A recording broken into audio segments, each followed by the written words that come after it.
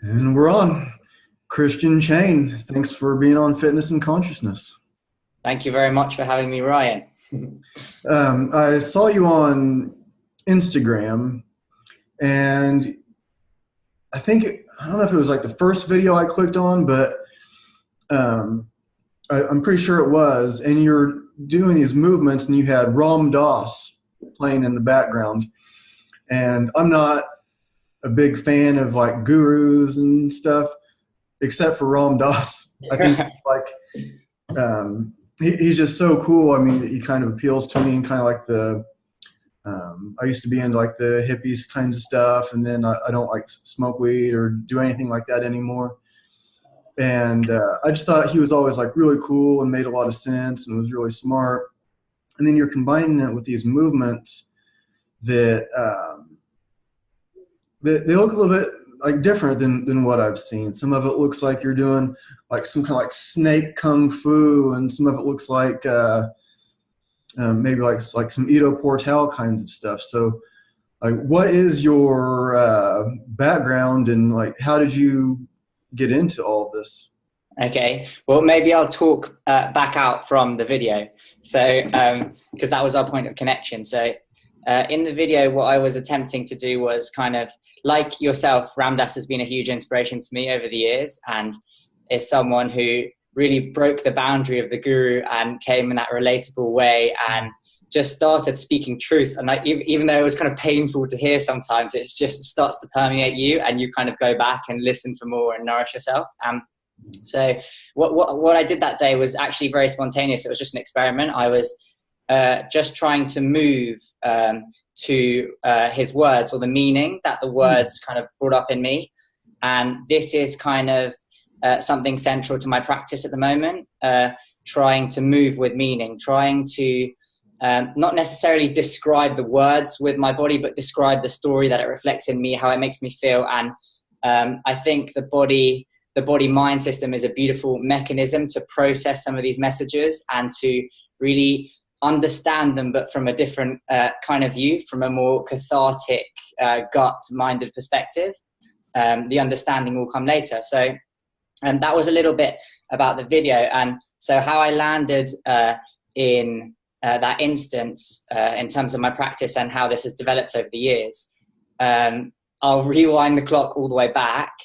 I got into, it's difficult to when to say I got into movement or I got into moving, because we've done it since we were born, right? We were here to do that. It's I guess it's more when we kind of discovered the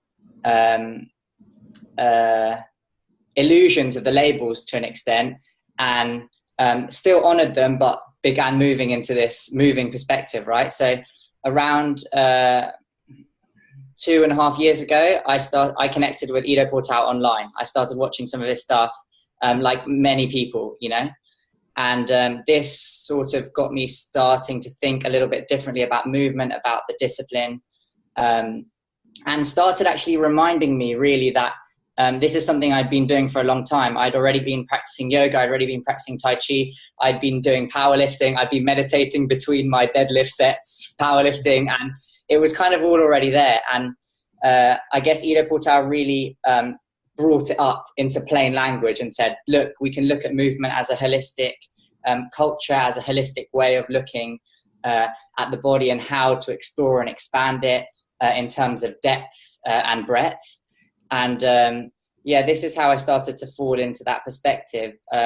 Before this, I had, like I said, I had invested quite a lot of time in yoga. This was like a central practice to me. And I guess the key foundation that arose from that was the sense of practice, the sense of rhythm, the sense of ritual, the sense of giving the practice that kind of cyclical nature. So this was, I guess, yoga was my main framework through which I started looking at the world of movement, picking and choosing from different elements of strength training, Tai Chi, animal flow, all these sorts of things, and begin integrating them into this wider vision. So that's a little bit about the way in, I guess. Yeah, it's very interesting. I wasn't expecting to say you, because it was like the Ram Dass thing. It's like, okay, I'm sending this guy an invitation to be on the podcast. But I wasn't expecting to say you were thinking you're moving. Like I said, it's not really music; it's him talking, but it'd be easy to think like, okay, I put on this song and I was dancing to it. I was moving along to this song, and that makes a lot of it's very logical. But you're like thinking about like his words and moving like that way. Did I catch that right? That's what you were doing with that video? Yeah, I was moving not necessarily to what the words were saying, like the label. So, for example, if I'm just going to say a random word like home or house, like I wasn't making a house with my body in a kind of literal way, but I was, when he said the word home, how did home make me feel? A sense of returning home, a sense of a nurturing space, a sense of, that safe space. So reflecting that emotion, reflecting that in the body system. And I think this is really one of the essence of where I'm really taking my practice at the moment. So it's trying to escape predetermined patterns of the mind of how we should be moving. Should we be moving like this? Should we be dancing like this? How are we looking? And really trying to connect and using different stimulus, using different creative scenarios to bring about new movements in our body. So Ram Dass was one example of how you can trigger new kinds of movements, new kinds of patterns with a certain stimulus. But there's also things you can work with, like velocity, for example. So this is another thing I've been kind of researching at the moment. And very often when you put people in the scenario to just kind of move and just kind of flow, there's often that friction point where you can kind of get stuck, right? There's that slight barrier that the vein of inspiration hasn't arrived yet. And this is something that I'm doing a lot in the classes that I'm giving and this kind of thing, is to play with velocity. So this is an example of a kind of a parameter that we can place into the scenario and putting different zones in the space. So once having equipped people with a little bit of movement terminology, so there's something to kind of play with, I then say, okay, this is a super slow motion area. This is a super fast motion area. This is like a middle motion area. And what happens to people is when they have their mind concentrated, okay, I'm just going to work on velocity here. I'm just going to work on speed here. I'm just going to work on going really slowly here and pay attention to the details. It gives a little bit of space for the intuitive mind to arise. So they're less thinking about how they're moving, and it kind of gives a sense of flow to emerge. It kind of gives an opportunity for something else to emerge while the mind is kind of focused in that kind of, you could say, like Zen meditative state. It's allowing that emptiness, allowing that flow to kind of come in and language through the body. So, yeah. Yeah, it's very interesting. You have a really interesting way of putting things. It's really unique. And as I was like scrolling through, there's something I'm trying to like remember. I don't remember what off the top of my head what you're like the wording that you use, like the way that you describe. Because when I'm looking for guests, Instagram is a big thing for me. I'm scrolling through Instagram looking for guests. Mm-hmm. And I see a lot of people like doing some like cool moves, and if I click on it and they don't really say anything, then I just keep going. But if I click on it and they have like this way of describing what they're doing, then it's like, okay, this is interesting. Maybe there's something here. This person has a story, something to say, and it's like this, like a little bit deeper than just like the doesn't my butt look good doing this in the sunset yoga pose kind of thing. And you were talking about, was it like, did you call it like the third body or something like that? Like there was like, maybe you have to remind me. So go on, elaborate a little bit more. It was like the third something. I could have it mistaken, but you were talking about like the different like elements. You're talking like flowing like water, and there was so maybe like just like speak on that, like when you're talking about these different elements, like how you put things together. It's like what more is like your like inspiration for these newer, like you were talking about opening up, giving space for the intuitive movements, and how do you Like, Okay, I'll have a go at this. I'll have a go at this. So, okay. I think what you're referring to is like one of the posts where I was speaking about how the elements can kind of help inspire the practice and open us to that same intuitive movement within us. And this is something that I'm super passionate about. And just to give a little bit of context, about a year and a half ago, I made a decision to leave my previous home, which was London, and embark on a bit of an adventure here in Spain, in Andalusia, in the south. And we kind of went from a very like city, cosmopolitan life, tens of millions of people living in cities, to living in a very remote location out in nature, growing our own food, this kind of permaculture, self-sufficient kind of lifestyle.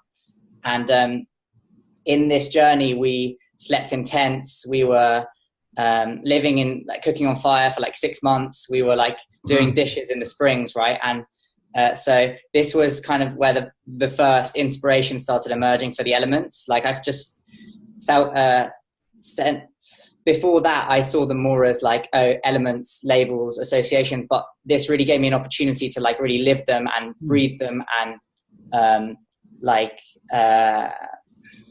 appreciate them, you know, and for what they can bring and how we can relate to them. So that's a little bit of context. And just to throw in another little parenthesis,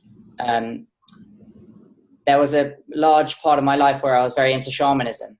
And shamanism is something that works with the 4 elements, the 4 directions, each having a very powerful resonance, having a very powerful meaning, having a very powerful energy that we can relate to, right? So I started kind of inviting that a little bit into the practice and playing with it. And started kind of, like many martial arts do, like really embody the qualities, you know, so embody the quality of water, embody the quality of fire. What can fire bring to the movement? And when I'm talking now, I'm kind of talking in an intuitive movement scenario, right? So how can fire bring a sense of burning, passion,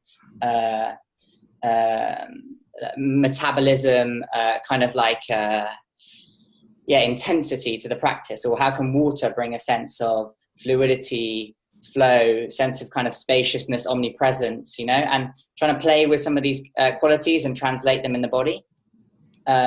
So this is a little bit it. I at the moment, I'm kind of using the elements as tools to connect us to this deep-rooted meaning within us and bring this out and bring this through the bodies, right? And I do this in the classes I give. So very often we'll like theme a class with an element. So we'll start with water, and there'll be like a bit of a water meditation. I'll put a bit of even kind of waves music in the background and really try get people to loosen the boundaries of mind to kind of just feel, have a feeling toned experience of what water means to them. It's not something we can necessarily language. It's just something we can kind of feel like blub, blub, blub, you know, we kind of just, it's that ancestral kind of instinctive feeling in us. And this is a really powerful source. This is a source that when we bring that to our movement, we can really surprise ourselves and begin kind of evolving patterns and simultaneously evolving perspective and falling into kind of a different kind of space, that space of flow, that space of mind and no mind, this kind of thing.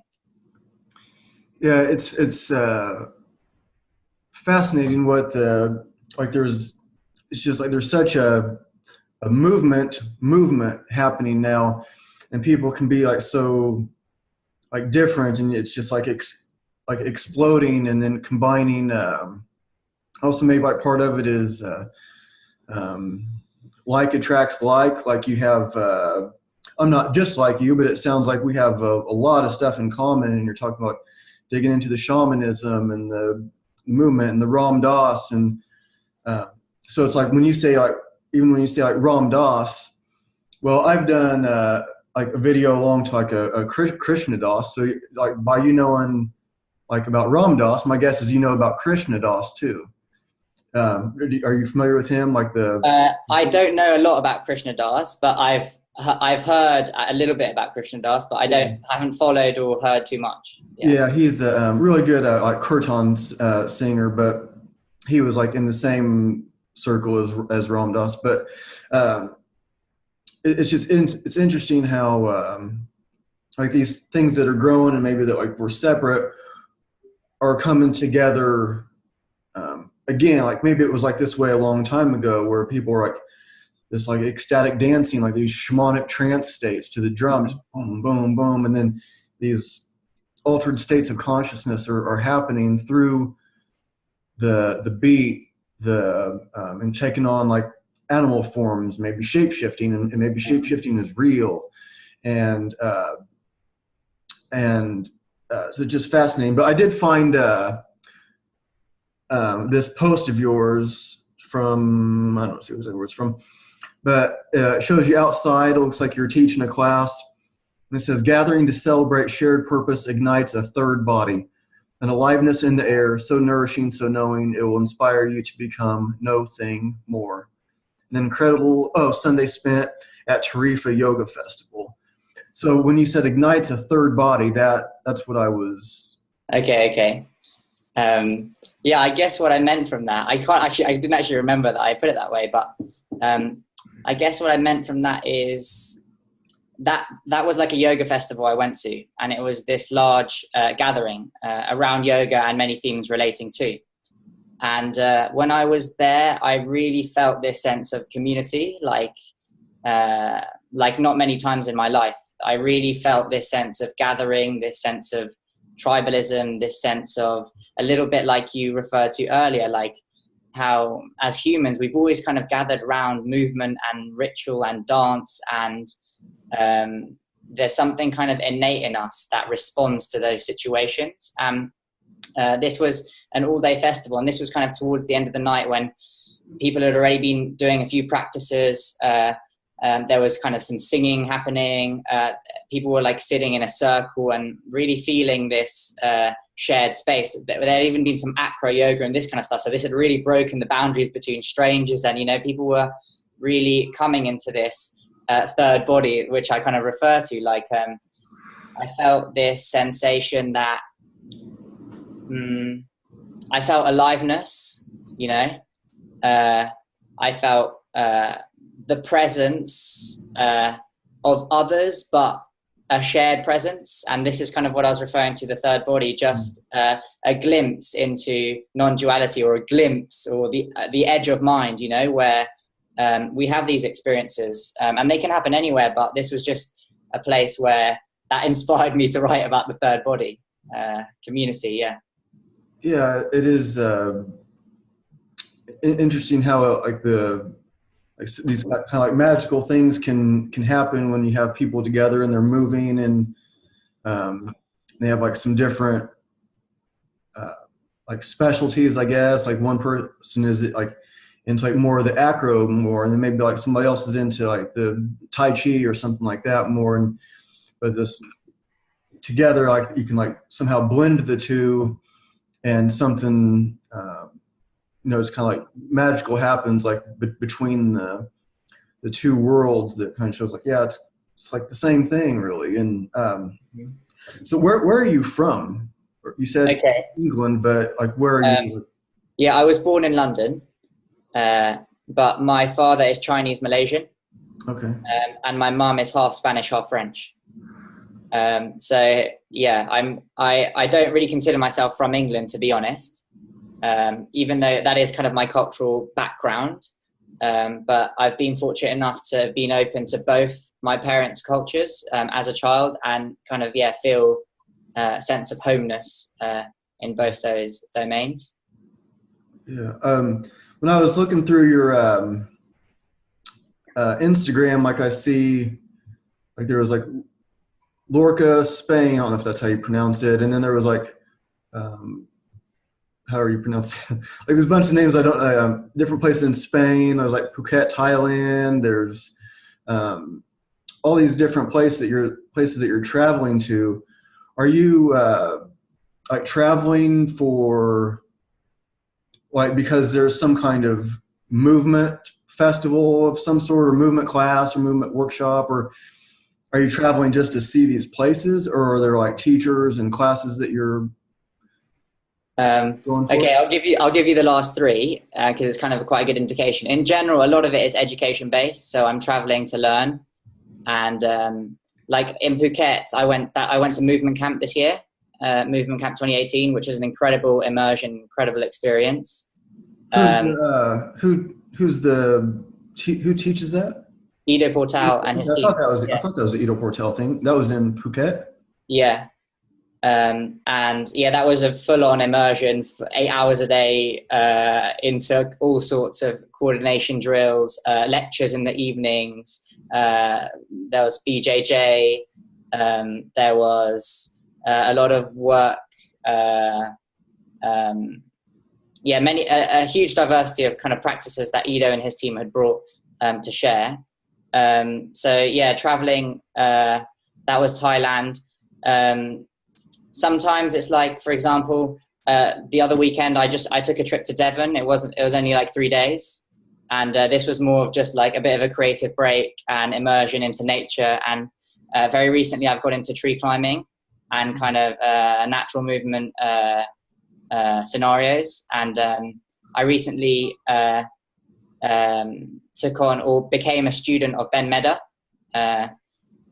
He's a UK-based kind of natural movement coach, and he's very into kind of fighting monkey and merges it with ancestral movement and kind of moving with the seasons and all this kind of stuff. So this is a recent passion point, which has, I guess, taken me to places like this trip to Devon. I was swimming in cold water, climbing trees in the mud.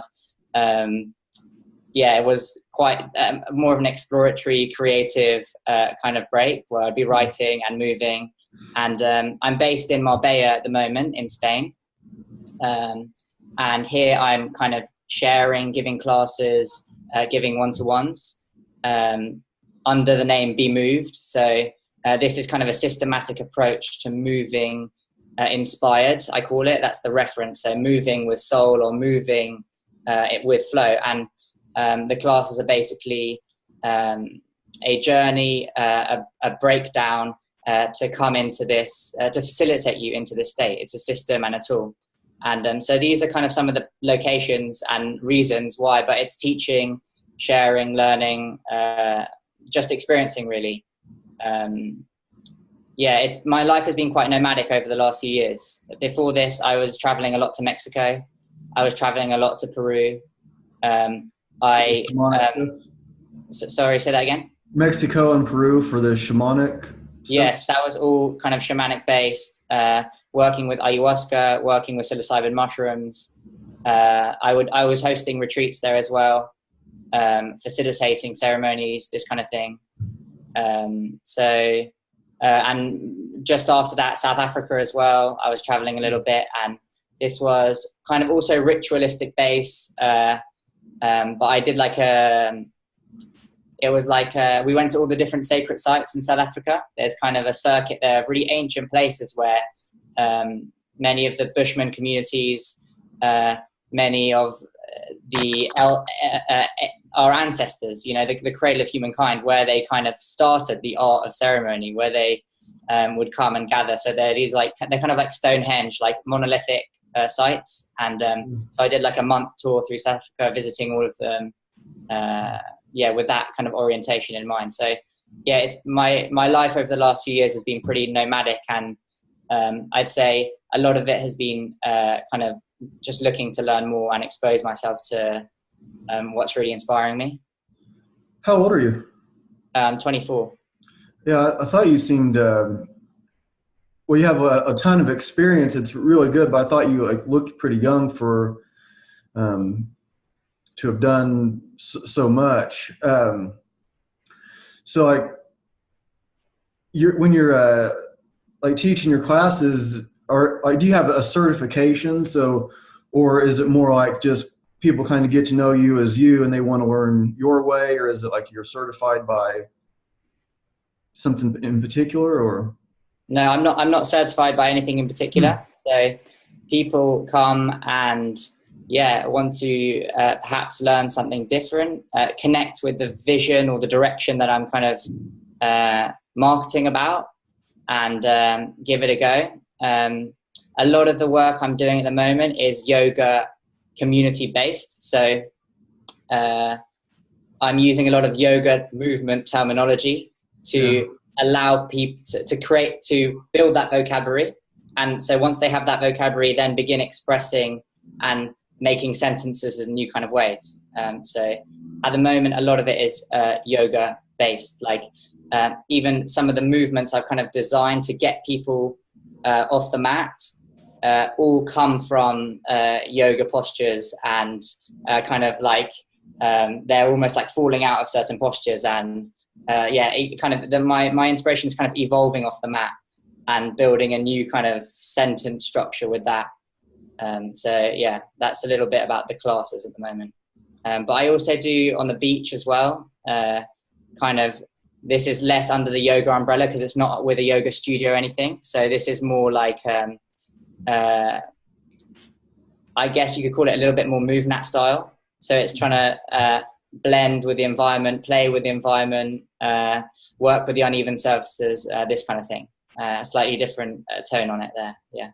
Yeah. Erwin LaCour, the founder of MoveNat, was on my show yesterday.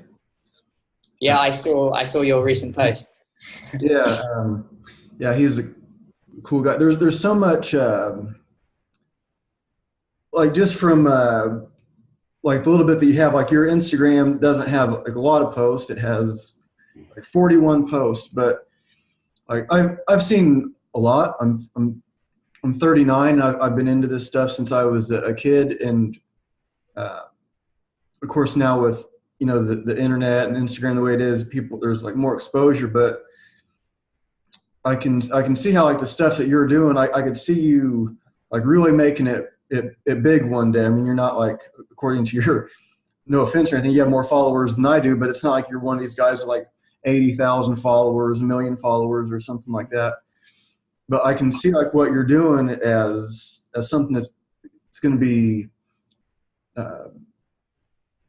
huge. You're integrating a lot of things that are, I think a lot of people are trying to do, or they're interested in, like how one thing leads to another, like the shamanic stuff, like and the Ido Portal, like kind of like blending these worlds together and being able to like write it. You said like you're doing a lot of writing, and like one thing that I'm trying to do is like be able to like articulate my thoughts better, because I'm into like so many different things, and I've read tons of books. I have stacks of books all over my apartment, and I had to get rid of like a trunk load of books just because it was, my whole house would just be books. But like being able to like articulate your method is a big part of it, I think. And like a lot of what I'm doing is like for these, like I knew you were coming on the podcast obviously for however long now, a week or whatever. And so it's like, I don't have like a list of questions. I know there's like some different things I wanted to ask you about, but it's more like I have these like few specific things I wanted to ask about, but then I'm like listening for what's next. So I didn't see anything about shamanism, I don't think, in your Instagram, but like then once you mention that, then that gives me like all these other ideas to ask you about. Some like, it's more of like a conversation rather than like a 20 questions to fire off. So when you're, so I guess what I'm getting to is like when you're doing like these movements and you're going about like, okay, I'm going to practice for however long. Do you put on like a Ram Dass lecture and just start and just like wing it and see what happens? Or do you put on like some kind of shamanic music or drumming, or how do you feel about your own personal practice like that? Yeah. So sometimes it is very intuitive. Sometimes it's just the moment and I go, right, let's try create with these two colors, and let's try paint something with Ram Dass and this space that we're working with. But a lot of the time when I'm actually trying to refine it and actually try to understand what I'm going through, there's more of a system to it. So I always start by focusing. I always start by a little bit of silence, a little bit of meditation, just to remind myself that this is a journey of mind, and it's through the body, but it's a journey of mind. And I just to open that dialogue, right? Then I often do a warm up as well. Like I do something like it might be like functional range conditioning or something quite like military and Zen style. Just I think this is a really beautiful method to actually arrive to flow. Sometimes doing something really repetitive, because it's like it gives you an opportunity, a container to observe and embody the higher perspective.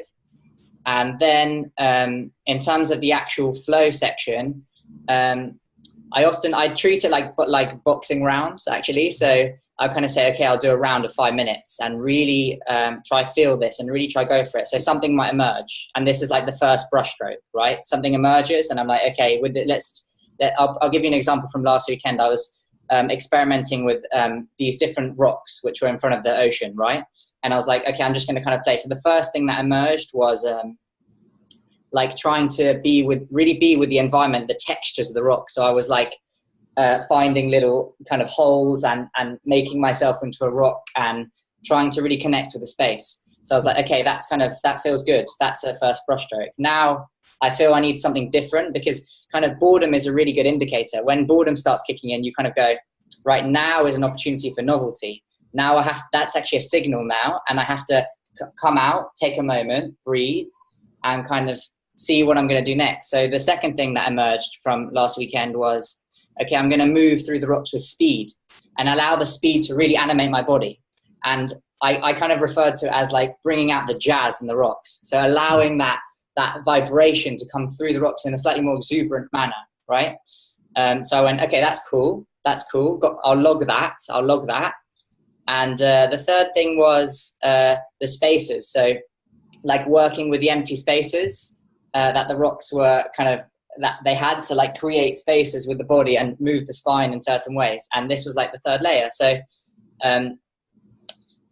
with that in play, like, so the pattern here is kind of going in, working on the painting, coming out, taking a break, feeling it out. What can I add to it? How can I bring balance to this? Okay, I've done a lot of this. Now we need to open. We need to like balance that with. So we bring out the jazz in the rocks, and then usually what I do after I've kind of three or four things have emerged, usually 3. I go, okay, that's a good playground. Now I'm gonna use all those inspirations and kind of try create something fully integrated with the textures, the jazz of the rocks, and using the empty spaces, and bring that all together in some kind of movement composition piece. And it isn't always so smooth. It doesn't always flow perfectly, but it's about trying to sense those initial veins of inspiration and really bring them forth through the body. I use the metaphor of painting a lot, because I think it's a really good way to like visualize it and step out of yourself and how you're moving, and just try look at what you're making as a piece of art and work with that and sculpt that. So this is a little bit about the process, but as you can see, like here I'm engaging with really tangible things like space, like texture and speed. So these are the parameters that you can work with, and they kind of, this is what I was referring to earlier, when you can kind of systematize it. So there are these kind of like tangible points that you can relate to, connect to, use to bring one of the brushstrokes, and then the kind of the art of it is bringing it together, trusting the inspiration that comes through, trusting the movement that comes through. And that's a little bit kind of the process and some of the details. And I always finish with a little close. So like kind of close the space, ritual over a little bit of gratitude. And yeah, that's a little bit about that side of my practice. Yeah. Yeah, that's a cool way to go about it. With my own system, I call it like I kind of got away from it a little bit, because my thinking can get kind of like pretty far out, esoteric kinds of stuff. And so I was calling my method like the 5 elements. Mm-hmm. So it has like this magical kind of sound to it, but the 5 elements: mobility, stability, strength, power, and endurance. Mm-hmm. So, and it's the combination between these: mobility, stability, strength, power, and endurance, like where the magic happens. Like mm-hmm. You can't just be like strong and, I mean, so it's like the combination of them, and then each one of them, like mobility. Okay, like what element does that sound like? Water. And then you have like endurance, air. Okay, and then stability, like steel. And then so I was had like this. I can go like farther and farther drawn out into these metaphors and almost like lose myself in them. So I kind of like dialed it back a little bit and just dialed it back a lot to have like a more just like solid approach. But my thinking is always like going farther and farther out and trying to like get these like very esoteric concepts to be put in like a simple method or practice. And so when you're when you're like this South America and you're doing like the ayahuasca ceremonies, and you mentioned the psilocybin, and are you I've done mushrooms. I haven't done ayahuasca, and I haven't done anything at all in over 6 years. No smoking weed or drinking or anything. But like, and in high school I did like a fair amount of like LSDs, and I was always like doing all these stuff. At least what I was trying to say was like for like spiritual reasons and trying to find out like the nature of reality. And so like when you're going into like these states and you're doing the DMT or ayahuasca or the mushrooms, like what are you what's the point in you yourself doing that?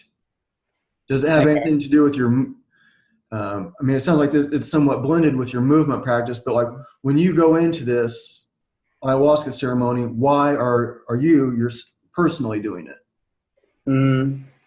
I think it has to do with movement, but it has to do with everything, like I think I do it because, one, to discover, this was what first attracted me to it. Like I listened to a lot of Terence McKenna when I was younger and still do. And I just found it fascinating. I found it enriching the way he spoke about these internal landscapes. The way he related them to everyday life and how the magic is always there just beneath the surface of our thoughts. And there was a sense of curiosity and discovery. So like adventure, looking to discover and learn. There was also a sense of wanting to relieve heaviness. So carrying things in me that I can't see, that don't serve me, and trying to take an opportunity to look at them well and accept them and metabolize them and go through the emotions and go through the necessary process to kind of alleviate them in my being and body. So this is, I guess, another reason, like healing. These are the two main reasons, I think, but they really kind of overlap, to be honest. Like discovery can be healing, and healing can be discovery to an extent. And I guess to bring it into the movement sphere, it's funny, like actually one of the first times I took mushrooms, I couldn't stop my body from moving. Like my body just started moving, and I was fearful at first. I was like, what's the reason for this? What's the purpose of this? And I hadn't really been exposed to dance or these kinds of things before. So I was like, what's the point of this? Like, it's not productive to the ceremony. This is what was going through my mind, right? What's your setting? Where were you? I was in Mexico, in Oaxaca, in the mountains. And you're with other people? You're at like a ceremony with other people, or what's your? This was just with a friend.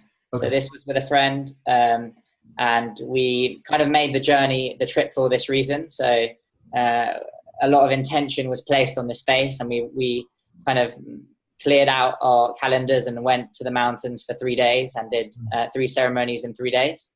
And a lot of the movement veins started coming through, and only really when I let go to it did I really know what it was for, right? To really discover the meaning of what my body or what my subconscious was trying to communicate to me. But yeah, relating it to the movement situation, it's always been part of that. And it's really interesting, like on a more recent ceremony that I did not too long ago in London, I was actually, usually I'm very like, because I got into this through kind of ayahuasca and very kind of like methodological setting, and 5 shamans in the ceremony circle, and fasting, and you know, like a lot of like reverence for it to an extent, seen in one way. But recently when I did a ceremony, so I always go in with that intent, but sometimes a playful nature just needs to kind of come about. This is the healing, this is the discovery, and you kind of question it. You go, is this really for my spiritual highest, you know? But actually it kind of is. And sometimes the body just needs to play, and sometimes this is the process. And so yeah, the last ceremony I did, there was a lot of movement happening. There was a lot of balancing. There was a lot of, there was a huge teaching here that balance is really just focus. Balance is really just focus to a very high degree, because you're having to just tell the nervous system to operate a certain part of the body and be aware of the rest of it, right? And I was noticing how there was a strong fear in me to balance. Like there would always be a fear that I would fall, or a fear that I would come off balance. But it was funny, in this altered state, this kind of balancing game started emerging, and was really showing me the distance of the amount of fear between me and kind of being normal or harmonious to an actual movement or to a posture. There's so much in between. Sometimes there's so many thoughts, there's so much past, there are old injuries running through the body and mind. And yeah, it was an eye-opening experience to see how much there is between what we think we do so purely and so connected, and really like the truth of it, the baseline core of it. So yeah. Have you done just DMT by itself, like just like smoked straight DMT, or? No, I've never tried DMT before. Just the ayahuasca. Can you describe the ayahuasca world, like what it's like to be on it? Okay, I'll have a go. It's been quite a while, but I'll use my memory to its full capacity. So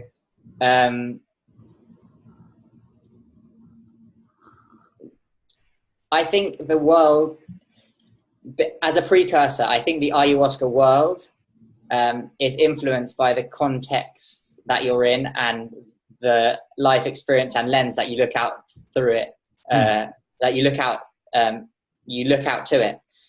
But actually, it's kind of interesting because a lot of people have very similar experiences. A lot of people see very similar worlds. And the one that I was exposed to, I guess, is it's very difficult to put into language, but I guess it's easier to first explain it by sense of experience. So it's a sense of wholeheartedness, a motherly spirit, nature orientated, decorated with colorful lights and symbolisms, which actually evoke huge meaning in one when you engage with them. And the important thing is it's a world that is animated and alive. It's not necessarily a TV screen flying by. It's a world that you're able to pour the intention of mind into. You're able to question, inquire. You're able to joke. You're able to journey through and into. And I think it's the same world that we go to in our dreams to an extent. I think it's the same world that we touch the surface of when we meditate. I think it's the same world that we live with our eyes open if we really get in touch with our emotional plane. You know, sometimes we're like just in crossing a road or whatever, and we think we're just crossing the road, but actually there's a million things flooding through us. There's a million meanings, there's a million experiences, there's a million smells that remind us of a past memory. And so I think we're constantly living this kind of dynamic psychedelic world, but these medicines, these plants can kind of alter the brain chemistry in a way where we're able to have them as the root of consciousness or the angle of perception. So I guess that's a little bit of a description of the world and the dynamics. Yeah, it is fascinating how a lot of people see the same things or the same beings, whether they're like smoking DMT or using ayahuasca as drinking it, and how that influences their life from then on out. It's not like just like like you drink a bunch of beer and it has an influence on you like for that day, whatever that is, and then like a couple days later you didn't have some like powerful awakening or something from drinking beer or whiskey or something. It's interesting, these different altered states that we can get to using these substances, the mushrooms or LSD or whatever. Like what about like continued use? You said it's been a while since you've done it.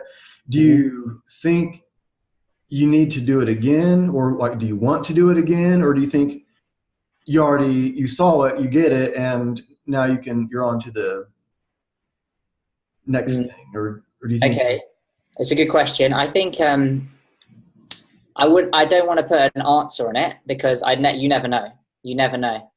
But what I can say is, I'll run through the journey a little bit of it. So, my character, personality traits, when I was maybe around 18 years old was super. I was very in my masculine right brain, kind of like controlling, planning, strategizing, engineering life on an Excel sheet style. I was studying business management at university.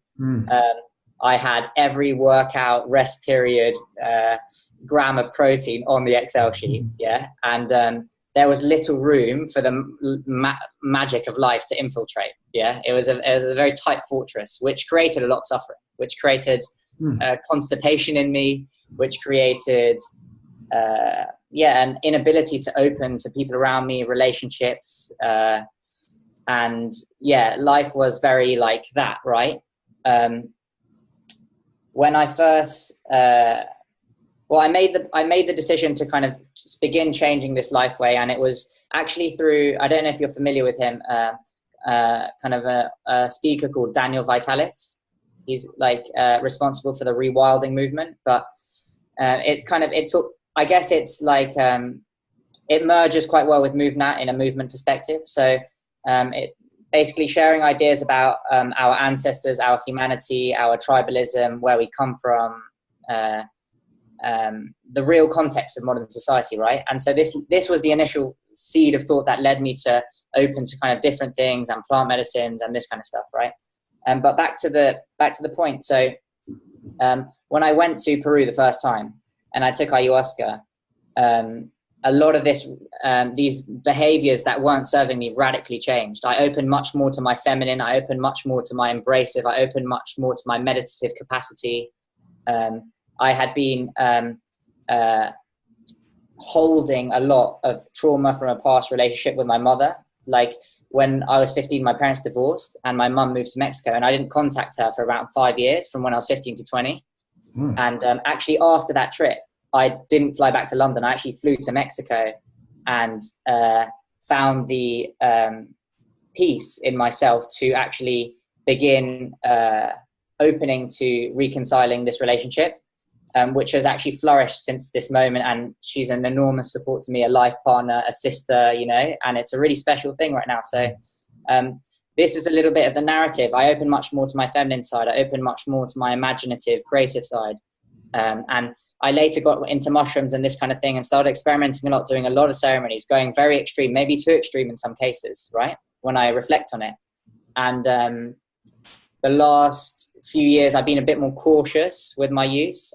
Not because they're dangerous anyway, but because the balance, So I think I went through a a period in life where I really needed to open to that feminine Gaian spirit Mm-hmm. and see through many illusions. And I still think that's the case. I still think there's many illusions to see through. And right now I feel I'm more moving towards my masculine again, going into that. And I don't, just because these plant medicines open and have more of a feminine quality to them, I don't feel that they contradict what the masculine is. On the other hand, I feel they actually open the space for that divine masculine to come through. So I don't know. At the moment, my use is much more intermittent and less frequent. And it just seems to be what serves at the moment. But I don't know if it's going to evolve into more or less in the future. But what I would say is there's really no boundary, you know, like we can have a crazy day, you know, we can have a crazy emotional day and it feels like a psychedelic experience, you know, and we can have an incredible meditation and we literally feel we're connected to everything. So yeah, I guess if the moment arises to then I shall try and kind of honor that. But I guess that's my perspective on it a little bit. It depends. There's a balance where you're at in life and this kind of thing. Yeah, that's a cool way to just like, you'll see what happens. You don't have to make a decision. I had, I don't know if you've listened to my other shows. I've explained it before, but I had this experience where I met someone and I think she was like an angel or a bodhisattva or something, like not quite human. And this was like just over 6 years ago. And like she would, we would talk about, like I met her when I was driving a cab and I was picking her up once or twice a day to and from work. And like her earth story, as I call it, like she was from India and she moved here and she was in an arranged marriage and I would take her to work at this bank and I would take her home. But like when I say like, yeah, she was from India, she worked at a bank, I feel like I'm not telling the truth. But when I say like, I think she was an angel or a bodhisattva, I feel like, yeah, I'm telling you the truth. I'm being honest with you about that. It was like this, but it was just like this cover story. Like she's from India and she works at a bank and it's almost like just her cover story for being here. And after knowing her for 2-3 months or something like that, seeing her twice a day, like through the time I was reading, like if you want to get to the high levels of qigong, yoga, or like whatever it is, meditation, you have to quit drinking. You have to quit all intoxicants. You can't do any ever again. And I just kept reading books about that were saying that. And then I knew that like she didn't drink or smoke or anything, and she never told me not to.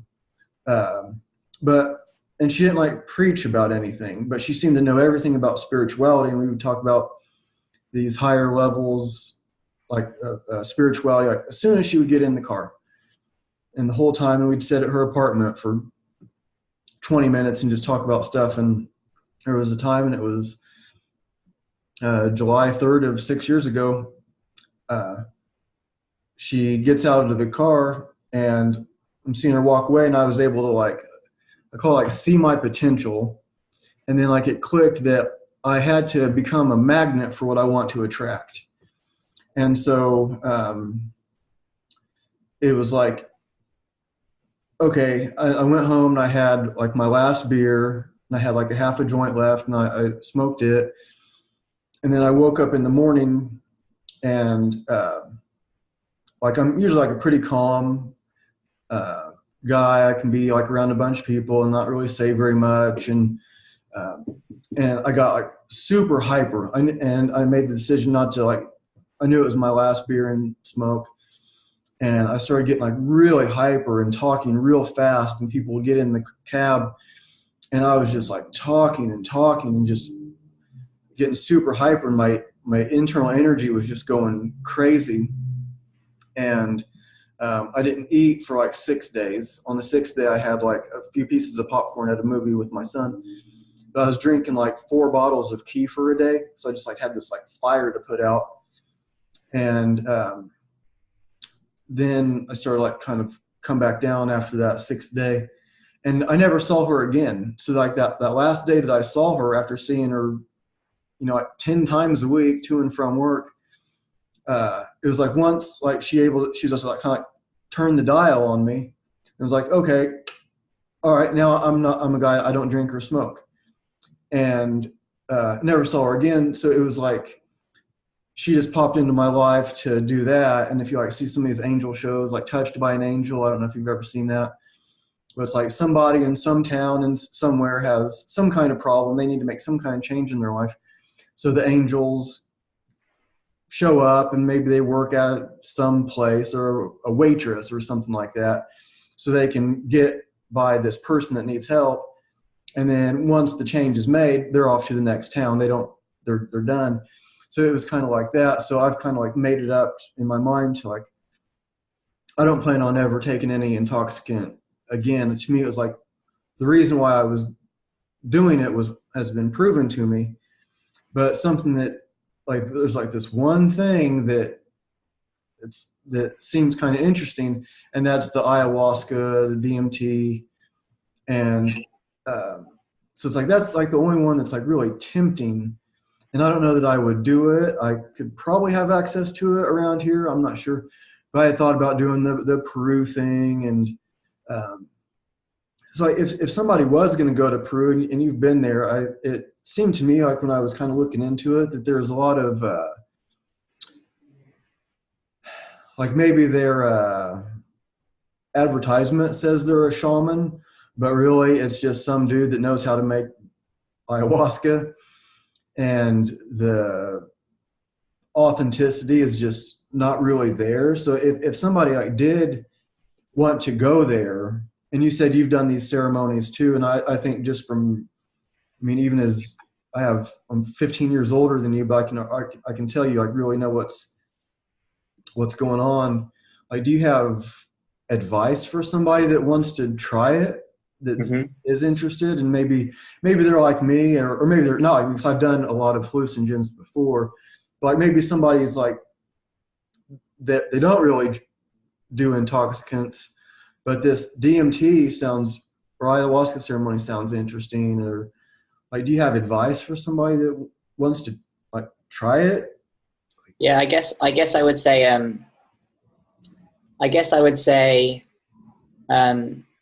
if it is really calling you, firstly, investigate that answer to that call. And the second phase would be feel safe to do it.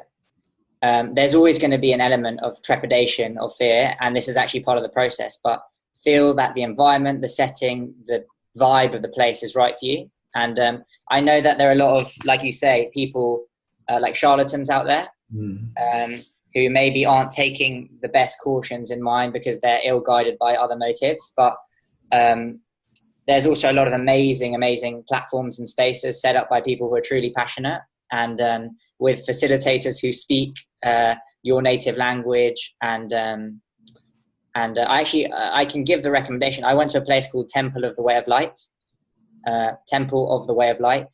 And but there's many places very similar to that, which are professional setup, shamans with a lot of experience, facilitators, group sharing sessions. It's not just about one's own journey through this dark Peruvian mystery. It's actually a community opportunity. You get to know amazing people, lifetime friends I've met, and share and learn from other people's experiences and kind of go through it together. And it's frightening sometimes.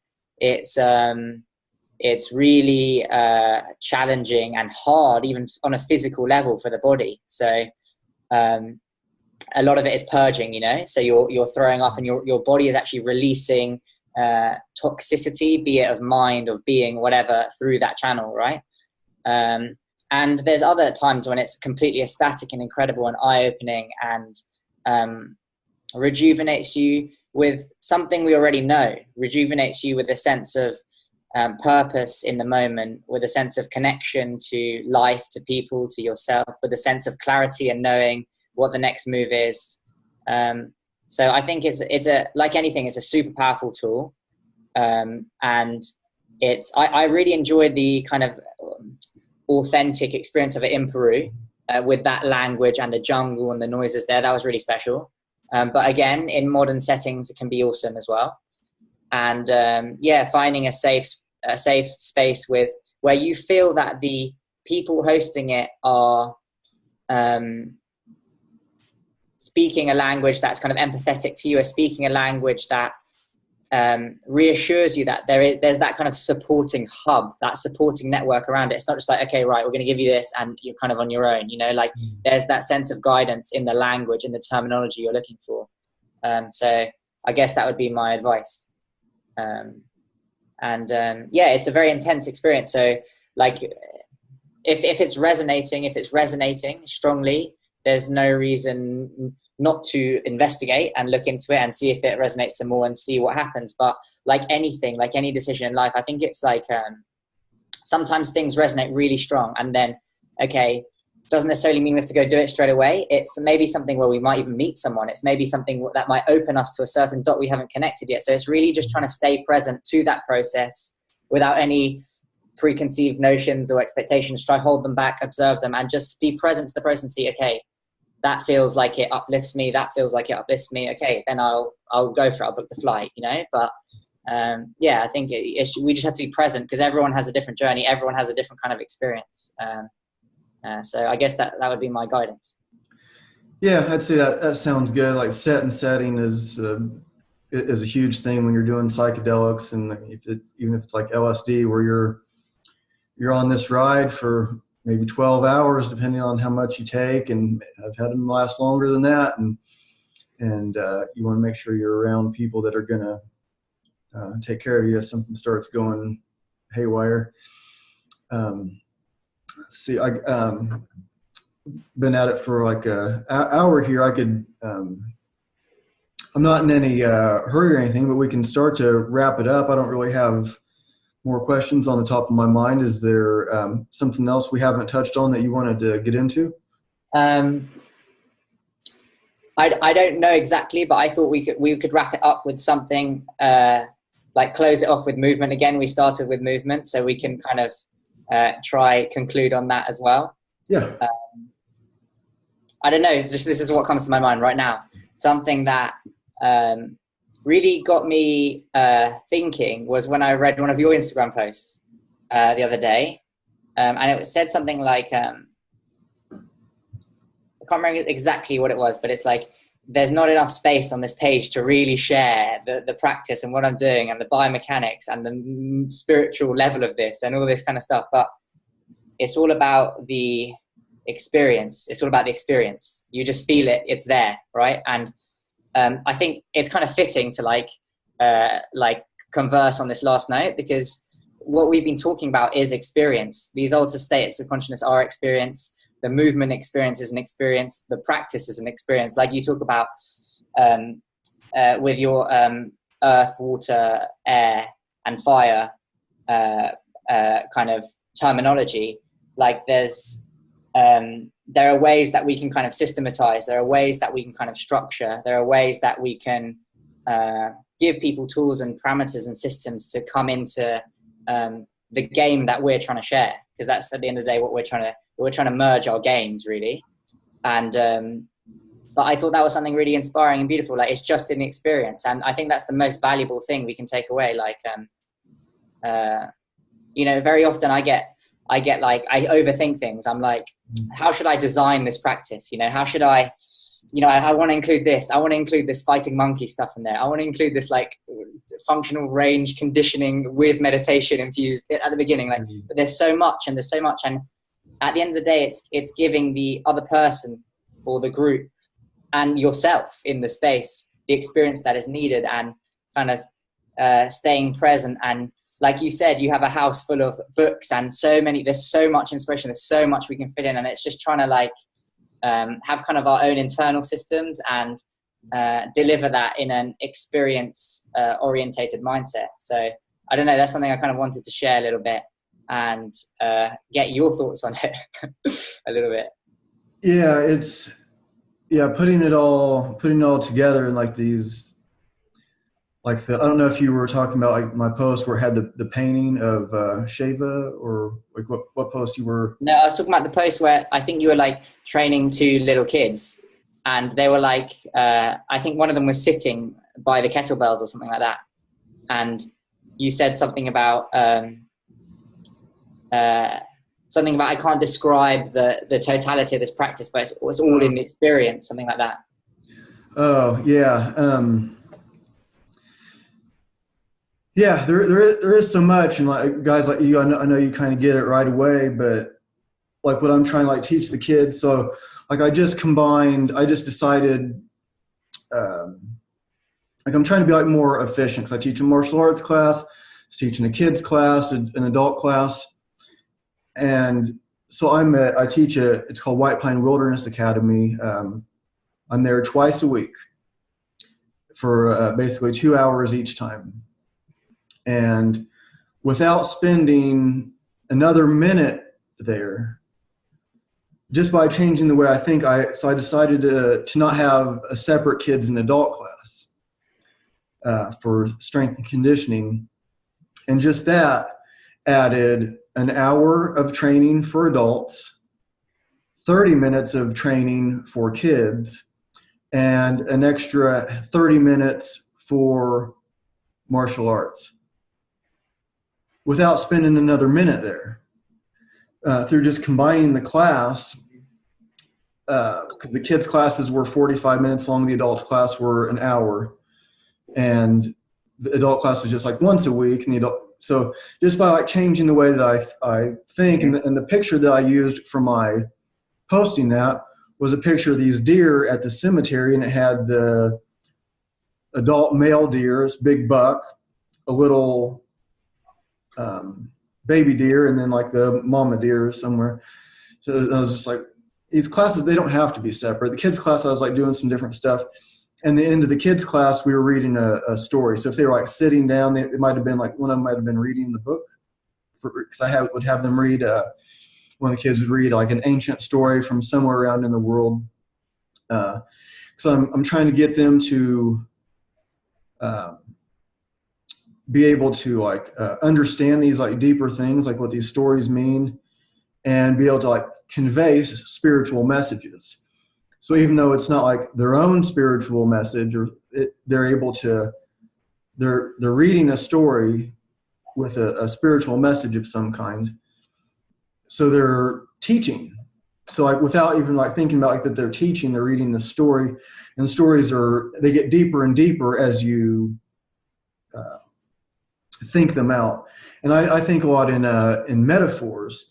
So I think that's kind of why it's hard for me sometimes to articulate my questions, and why it might be like if I was going, so I don't know how many questions I asked you over this hour, but it was probably more than I would have been able to like come up with, like thinking like, I'm going to ask him this is how I'm going to word it.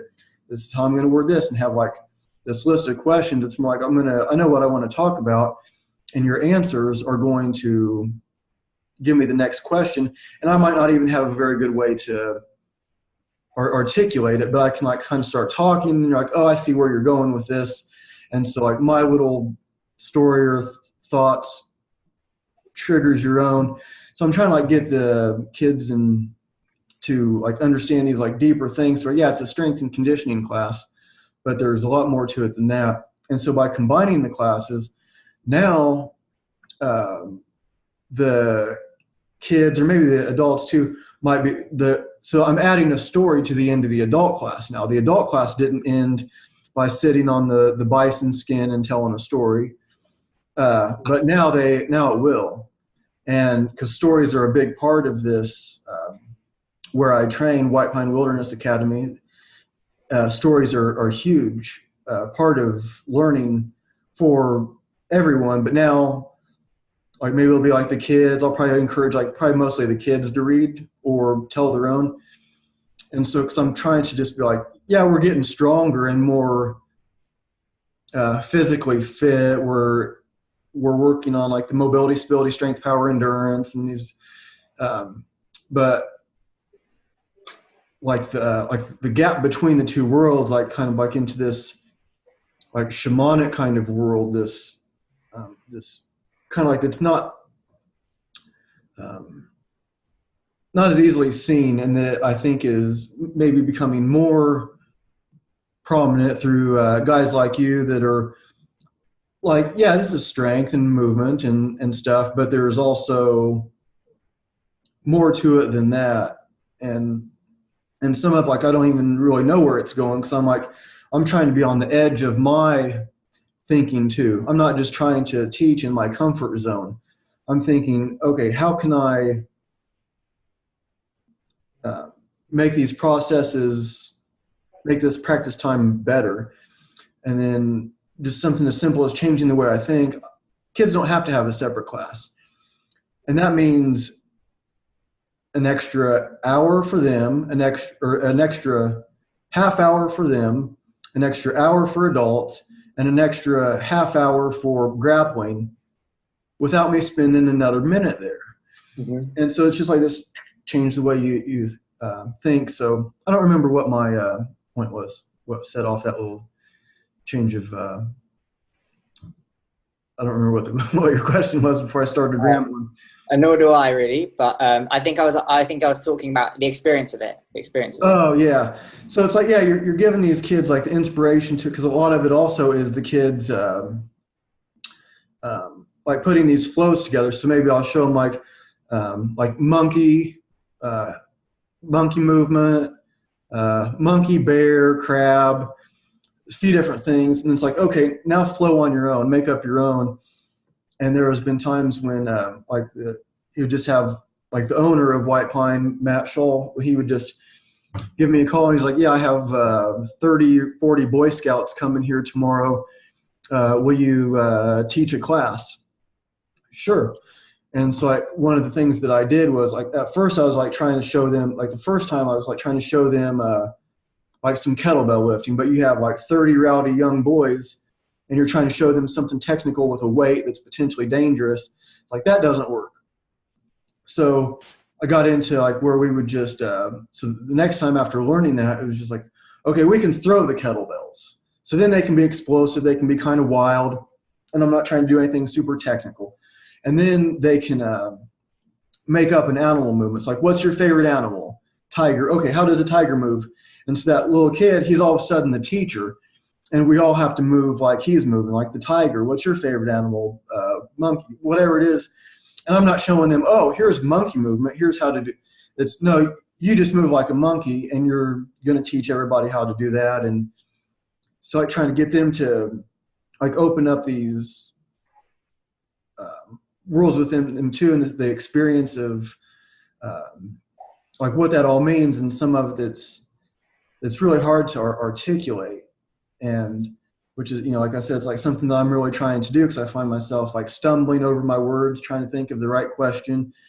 But a lot of times the guest that I have on will like at least like understand what I'm getting at, and so they can just like hit play on their stream of consciousness, and then we're both kind of like riding on the edge of what we're like. We're not just like reading from some book that here's how it's written now.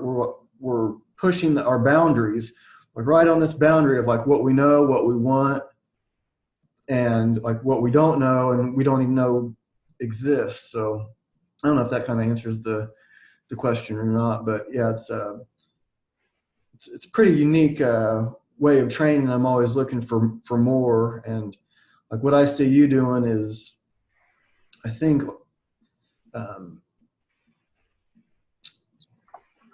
I think you're at the you understand a lot of these different things, and you're at a time where you can see a lot of these methods that are already established and start like making your own, and not have like a firm belief like this, do things this way.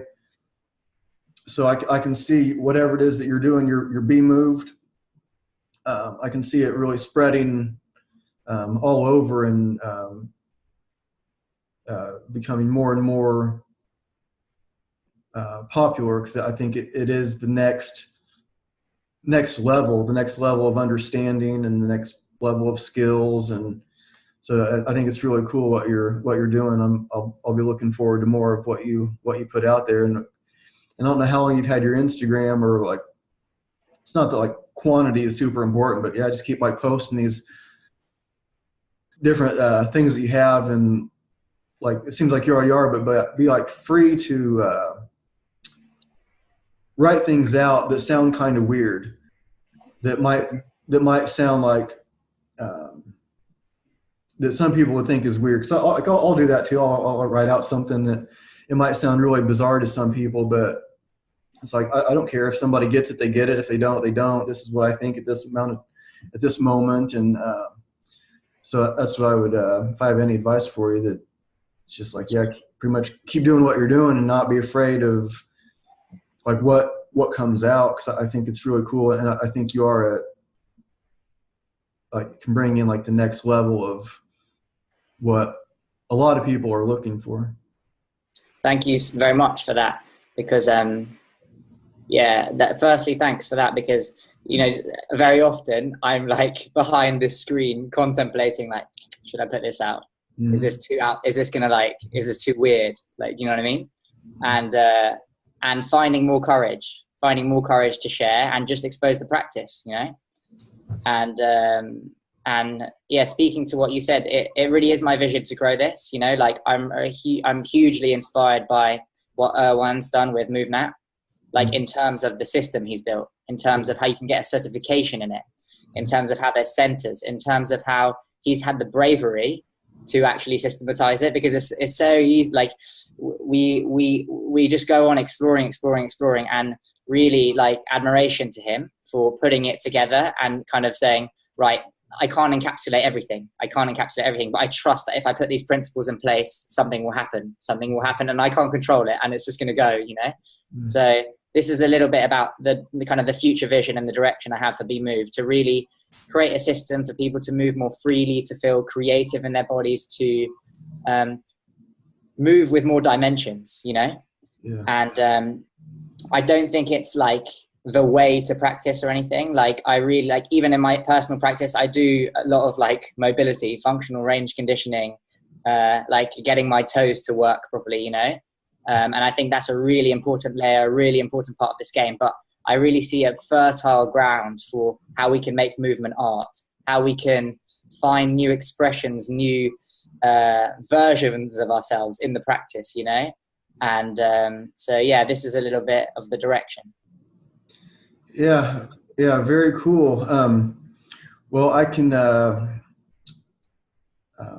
we can start to wrap it up. Is there anything else you're wanting to get into, or like last thoughts for us before we stop?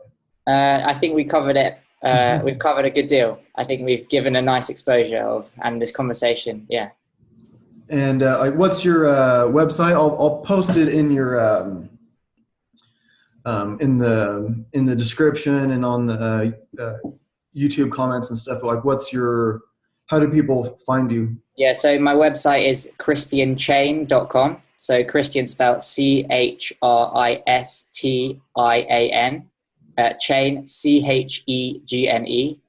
CHEGNE.com. And you can find me on Instagram, same spelling, Christian _Chegne. So yeah, the Be Moved method is the name of the project. And I'm also on Facebook. There's also a Be Moved Facebook group where I kind of share a lot of the things I'm practicing. You can find it if you just search on Facebook, Be Moved. It should come up.